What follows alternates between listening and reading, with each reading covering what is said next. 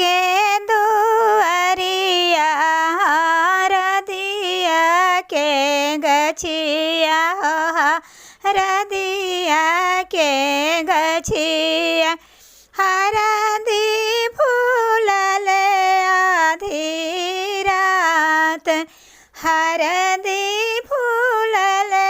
आधी रात पड़वा चघले आधी दुल्हा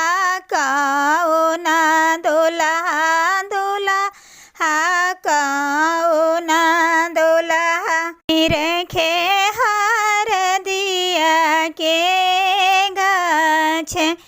निरखे हरदिया के गाछ हे हरदिया धानी हमारो के चाही हो हमारो के चाही रंग में पगड़िया रंग बिरंग रंग में पगड़िया रंग बिरंग तना बचन जावा सुनलाना बेटी हो कौन बेटी बेटी हो कौन बेटी उठी गईलन लहंगा झंझकाई उठी गईलन लहंगा झंझकाई हे पगड़िया हमार भैया के संपत्ति हो भैया के संपत्ति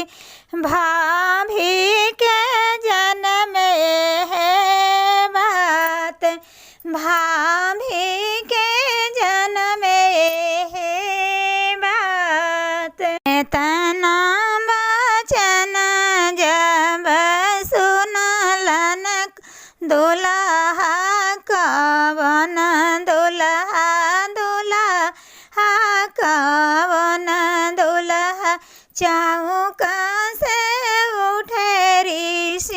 ऋषियाई चौका से उठे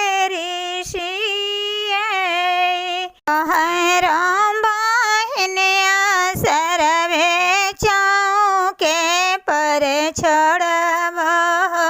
चौके पर छोड़ब करी लेव दोसरे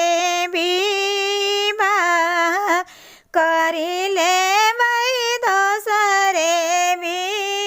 विवाह तना बचन सोनी सरब कौन सरवे सरवे कौन सरवे जीजाजी से अरजी हमार जीजाजी से अरजी हमार हमारा बहनिया जीजा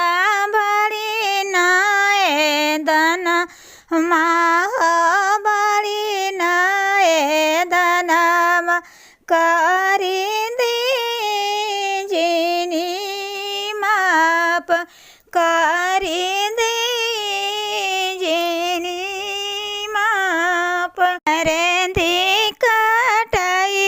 जीजा गड़िया लदई बई हो गड़िया लदई बई रंगीली पगड़ी रूमाले रंगी